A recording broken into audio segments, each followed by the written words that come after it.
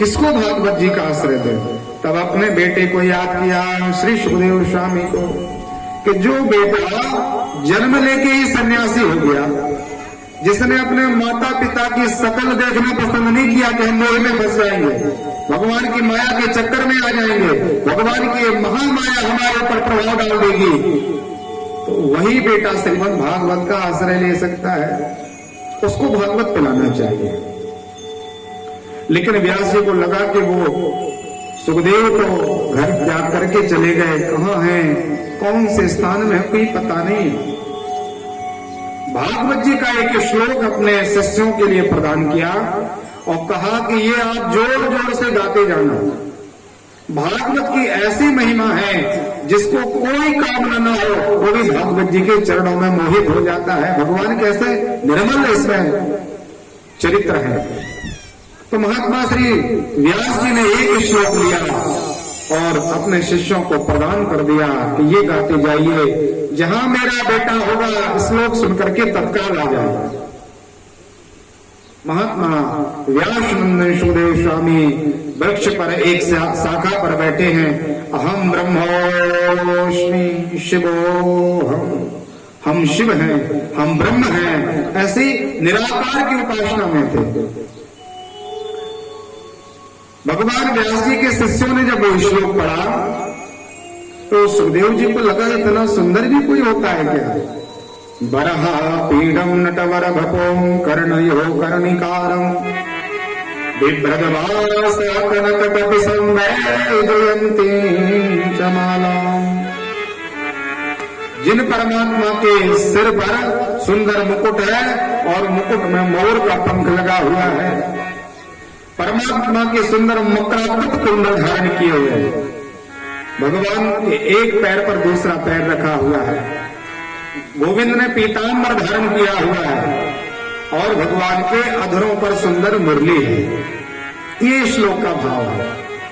ऐसे सुंदर श्लोक के भाव को श्रवण करके सुखदेव जी को लगा कि इनका तो दर्शन हमें करना चाहिए, इतना सुंदर कोई। लेकिन फिर सुखदेव जी ने विचार किया कि जो बहुत सुंदर होता है ना उतना व्यवहार कुशल नहीं होता, उसका अभिमान रहता है, उसको अपनी सुंदरता कि मैं इतना सुंदर हूं।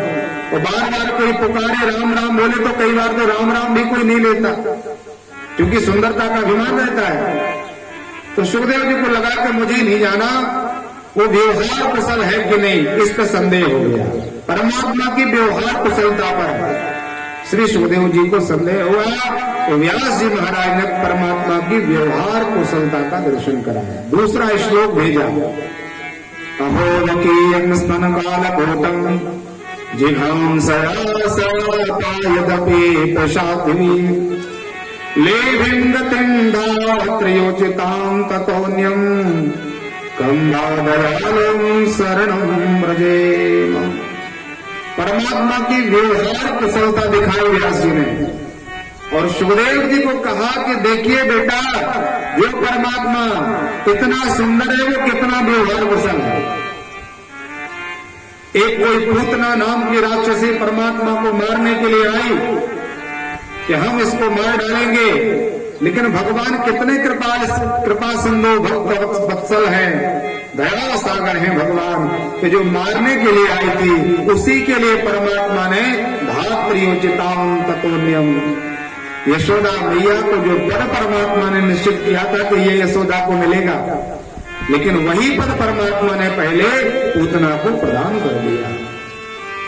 तो सुखदेव जी को लगा कि जो मारने के लिए आई थी दुष्ट थी, दुराचारणी थी, राक्षसी स्वभाव था, मन भी कोई पवित्र नहीं था, और ऐसी दुष्ट दुराचारणी के लिए भी परमात्मा ने मां जैसी गति दे दी, तो उन लाला से तो एक बार मिलना चाहिए। तो सुखदेव स्वामी नीचे उतरे और अपने शिष्यों से कहा कि महाराज जो आप लोग ये मंत्र पढ़ रहे हो, 2-4 मंत्र और सुना दो, बहुत सुंदर सुंदर मंत्र हैं आपको। व्यास जी के शिष्यों ने कहा महाराज हमें तो अपने गुरु बाबा से 2 श्लोक मिले हैं, और यदि आपको इस प्रकार के मंत्र सुनना है तो हमारे गुरु जी के पास चलो, उनके पास 18,000 मंत्र हैं ऐसे। तो भागवत जी के प्रति श्रद्धा प्रकट करते हुए श्री सुखदेव स्वामी बड़े आनंद के साथ व्यास जी महाराज के पास आए और कहा कि पिताजी, अभी तो आप हमारे पिता हैं और हम आपके बेटा हैं, तो इस संबंध का आप त्याग कर दो और एक गुरु और शिष्य की जो परंपरा होती है उस परंपरा के द्वारा आप हमें भागवत जी का धर्म बताएं। श्री व्यास जी महाराज ने गुरुत्व स्वीकार किया। सुखदेव जी शिष्य बन के नीचे बैठे और संपूर्ण श्रीमद् भागवत की कथा सुखदेव जी को पिला दी। व्यास जी बड़े प्रसन्न हुए कि युवान बालक है, हृष्ट पुष्ट वरिष्ठ शरीर है और इनके द्वारा जब भागवत का प्रवचन होगा तो संसार बड़ा आनंद में होगा, धर्म का आश्रय लेगा और श्रीमद् भागवत के आदि श्लोक का आश्रय लेकर के भी जीव वैकुंठम योगी दुर्लभम, वैकुंठ पद उनको प्राप्त हो जाएगा। ऐसे श्रीमद् भागवत का दिव्य आश्रय लेकर के श्री सुखदेव स्वामी वनांतर के लिए प्रस्थान किए। बोले सुखदेव भगवान की जय हो। महात्मा श्री सूत जी ने कहा कि देखिए, वही श्री सुखदेव स्वामी एक बार महात्मा परीक्षित के लिए 7 दिन तक कथा सुनाने के लिए पधारे। श्री सुखदेव स्वामी ने 7 दिन परीक्षित को कथा सुनाई। तो सौनकादिक ऋषियों ने कहा कि महाराज जी, ये परीक्षित कौन है, परीक्षित का जन्म कैसे हुआ, और परीक्षित तो सम्राट थे, चक्रवर्ती राजा थे, लेकिन इनके लिए भगवान सुखदेव की प्राप्ति कहां हुई वो बताइए। तब भगवान श्री सूत जी ने महाभारत के दिव्य उस अंतिम क्षण को याद किया। 18 दिन का महाभारत पूरा हो गया।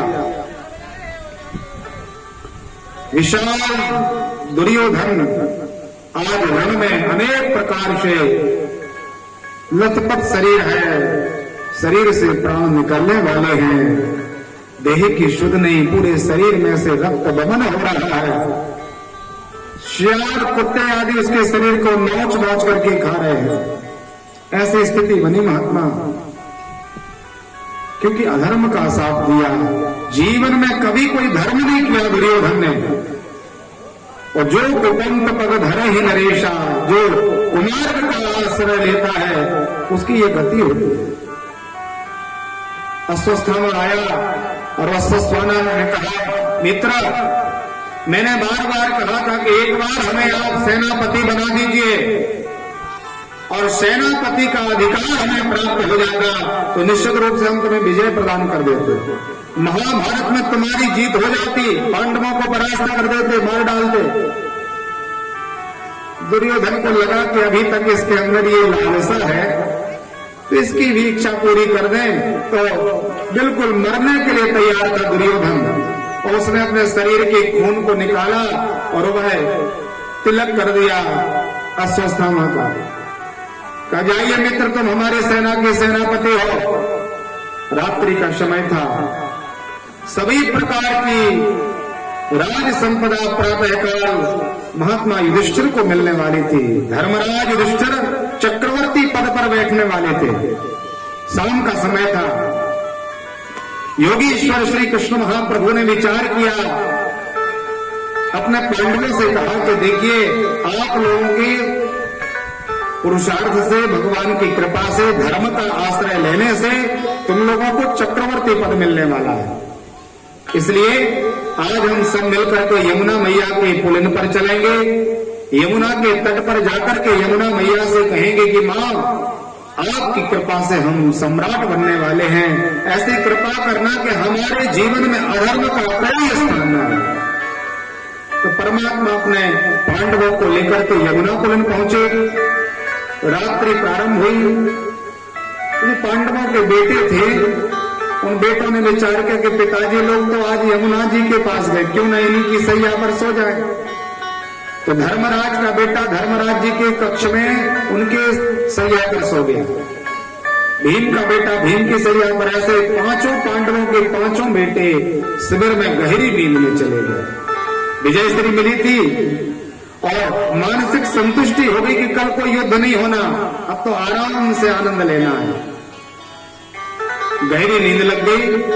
रात्रि के समय अस्वस्थामा ने विचार किया कि देखिए, युद्ध करके तो पांडवों को जीता नहीं जा सकता, के सामने टिकना बड़ा कठिन है, लेकिन हमने अपने मित्र के लिए वचन दिया है, इसलिए कैसे भी अधर्म के द्वारा भी सही, लेकिन हमें पांडवों का वध करना है। नितांत एकांत रात्रि में आया और जहां पांडव लोग सोते थे उसी शिविर में प्रवेश कर गए। खड्ग हाथ में थी तलवार, और तलवार लेकर के अश्वत्थामा प्रवेश किया। गहरी नींद में पांचों पांडवों के बेटे सो रहे, इसमें विचार नहीं किया कि ये कौन है।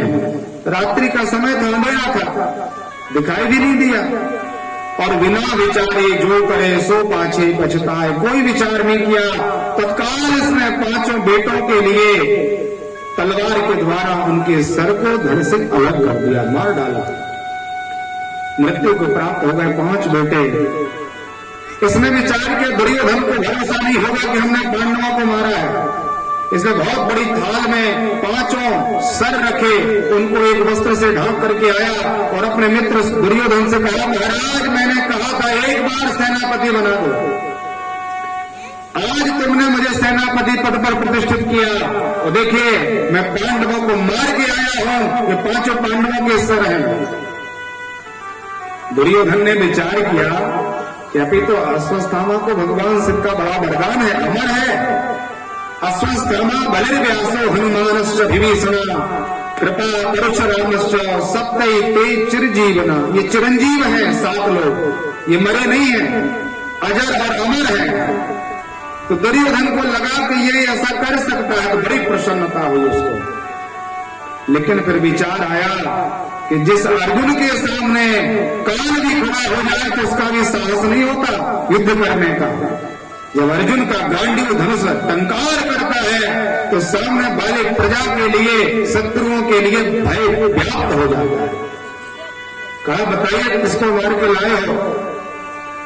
वस्त्र अलग किया तो देखा दुर्योधन ने कि ये पांडव नहीं, कि 5 पांडवों के बेटे हैं।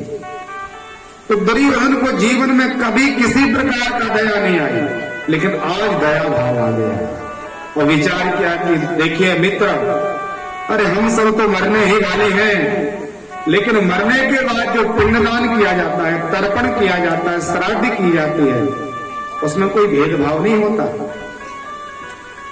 प्रत्येक परिकर अपने कई पीढ़ियों के लिए जल तर्पण करता है, वो नियम है। जब ये बच्चे बड़े होते, हम सब जब मृत्यु को प्राप्त हो जाएंगे तो ये सब हमारा तर्पण करते, हमारी पिंडदान करते, ब्राह्मणों के लिए श्राद्ध कराते। लेकिन मित्र तूने ये अच्छा नहीं किया, हमारे पांडव और कौरव वंश का तूने समूल नष्ट कर दिया। तो बड़ी ग्लानि हुई और दुर्योधन मृत्यु को प्राप्त हो गया। प्रातः काल का समय हुआ, परमात्मा पांडवों के साथ शिविर में पधार रहे हैं। द्रौपदी जी आगे आगे हैं। मैया द्रौपदी ने प्रवेश किया। जैसे ही देखा कि हमारे बच्चे जिस कक्ष में सो रहे थे प्रवेश करना चाहिए, तो प्रवेश किया माने, और द्रौपदी मैया जब प्रवेश की तो देखा 5 बच्चे मरे पड़े हैं। विचार करो, जिस मां के 5 बेटे एक मुहूर्त में, एक क्षण में और इस प्रकार की अवस्था को प्राप्त हो जाए, क्या गति होती है, क्या दशा होती है। द्रौपदी जी ने धर्म का साथ किया और विचार किया कि हमें बहुत धैर्य की आवश्यकता है, बहुत शांत रहें, रुदन नहीं किया। नकुल सहदेव प्रवेश किए, अर्जुन ने प्रवेश किया, देखा कि हमारे बच्चे मृत्यु को प्राप्त हैं। इस संसार में ऐसा कौन कायर है जिसने बड़ी कायरता के साथ हमारे बेटों का वध कर दिया। समाचार पाया, समाचार में इनको मिला कि देखिए ये गुरु के बेटे अश्वत्थामा का काम है। अर्जुन ने छुपे हुए अश्वत्थामा को पकड़ लिया और सभा में आकर के खड़ा कर दिया। अश्वत्थामा की ये गति, भयभीत हो रहा है, थर थर कांप रहा है। पाप भी किया, अपराधी कोई भी हो, डरना पड़ता है। अर्जुन ने कहा कि देखिए ये अभी तो गुरुपुत्र हैं, लेकिन इन्होंने एकांत में आकर के हमारे बालकों को कायरों की तरह मार डाला। यदि हमारे बच्चे वीर गति को प्राप्त हो जाते महायुद्ध में तो हमें कोई गिलानी उत्पन्न नहीं होती, लेकिन इस दुष्ट दुराचारी ने हमारे बेटों को कायरों की तरह मारा है, इसलिए इसका वध करना चाहिए। मारने के लिए तैयार हुए अर्जुन। द्रौपदी जी ने कहा, ब्राह्मण नितराम गुरु हो। महाराज जी सावधान हो जाओ, धन्य है मैया द्रौपदी। देखिए ये है धर्म पत्नी। पत्नियों को धर्म पत्नी कहा जाता है ना, धर्म के पथ पर अपने पतियों को आगे ले जाना। मैया द्रौपदी के 5 बेटे मरे पड़े हैं, फिर भी द्रौपदी मैया अर्जुन से कहती है कि हे महाराज, जिन परमात्मा की, जिन गुरु की कृपा से, जिन गुरु की सत्ता से, जिन गुरु की विद्या के द्वारा आपको इतनी विद्या प्राप्त हुई और आप त्रिलोकी पर विजय प्राप्त करने वाले हो, उसी विद्या के द्वारा तुमने महाभारत को जीत लिया। आज विचार करो कि वही गुरु बेटे के रूप में सामने खड़े हैं, उनके चरणों में प्रणाम करो। अर्जुन ने कहा ये दुष्ट है, इसको प्रणाम नहीं करेंगे, इसको तो दंड मिलना चाहिए। धर्मराज से पूछा, धर्मराज जी ने कहा भैया पहले धर्म को देख लो, धर्म जो आदेश करे वह काम करना चाहिए, पुराणों का जो आदेश है वो करो। भीम ने कहा भाई हर बार हमने आप लोगों की बात को माना, स्वीकार किया, लेकिन आज तो इस पापी को दंड मिलना ही चाहिए। परमात्मा शांत खड़े हैं, भगवान ने बिल्कुल भी कुछ नहीं अपना निर्णय दिया, लेकिन अर्जुन ने विचार किया कि कोई कहता है मार डालो, कोई कहता है कि इसको छोड़ दो, हमें करना क्या चाहिए। तब अर्जुन ने भगवान नारायण के चरण शरण ग्रहण किए, भगवान गोविंद के चरणों में प्रणाम किया। शिष्य सते हम साधुमाम त्वाम प्रपन्ना, हे परमात्मा हम आपके पाद पद्मों में प्रणाम करते हैं, आप हमें निर्णय दीजिए हमें क्या करना है। तो भगवान ने कहा कि देखिए एक तो ये ब्राह्मण बेटा है, ब्राह्मण का बालक है, और ब्रह्म बंधुर न हंतव्य। भगवान नारायण ने कहा ब्राह्मण का बालक मारने योग्य नहीं है। सापस तारस कोसक हंता विप्र पूज असगा वही संता।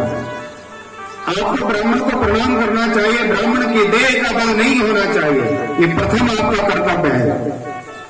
लेकिन जो ऐसा दुष्ट दुराचारी, ऐसा आतताई हो, यहां आतताई बताया गया है उसको, ऐसे दुष्ट के लिए तो वध करना नितांत आवश्यक है। इसको दंड मिलना चाहिए, इसका वध करना चाहिए आपको। भागवत जी में आतताई लिखा, आतताई कौन होता है? 6 काम करने वाला व्यक्ति आतताई कहा गया है। जो किसी के घर में आग लगा दे, खड़ी हुई फसल में आग लगा जाए, कई लोग ऐसे दुष्ट होते हैं। किसी की मित्रता में छेद कर दे, कोई 2 मित्र हैं बड़े प्रेम से रहते हैं, उन मित्रों को अलग करने का षड्यंत्र करने वाला आतताई है। अग्नि लगाने वाला आतताई है। ब्राह्मण गाय का वध करने वाला आतताई है। और जो सो रहा है या भोजन कर रहा है, ऐसी स्थिति में उसका वध किया जाए वो दुष्ट है। जो बाल हत्या करने वाला हो, जो गर्भपात करा देता हो, ऐसे व्यक्तियों को भागवत की संज्ञा में जिंदा रहने का अधिकार नहीं, इसलिए कहा मार डालो। अर्जुन ने विचार किया कि महाराज आप कहते हो कि ब्राह्मण है तो ब्राह्मण को छोड़ो, इसको मत मारो, और इसने इस प्रकार का कुकर्म किया, इसको मार डालो। तो अर्जुन ने उसके यत्र तत्र के बाल काट दिए, आधी मूंछ के बाल अलग कर दिए, उसके सिर में सुंदर एक मणि थी, उस मणि को खींच करके और उसको धक्का दे करके, अरे दुष्ट यहां से हट जा, बड़ा पापी है वो।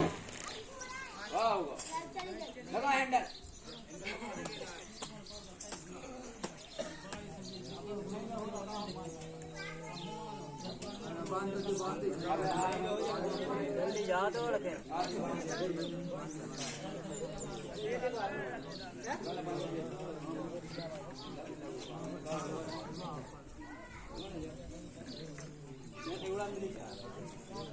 आधो पर्दा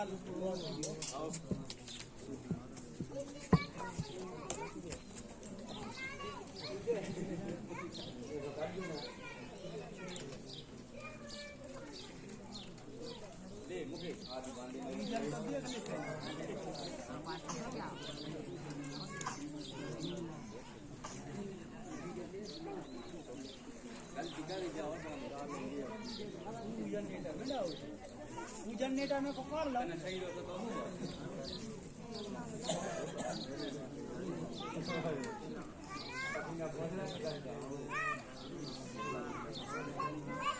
લો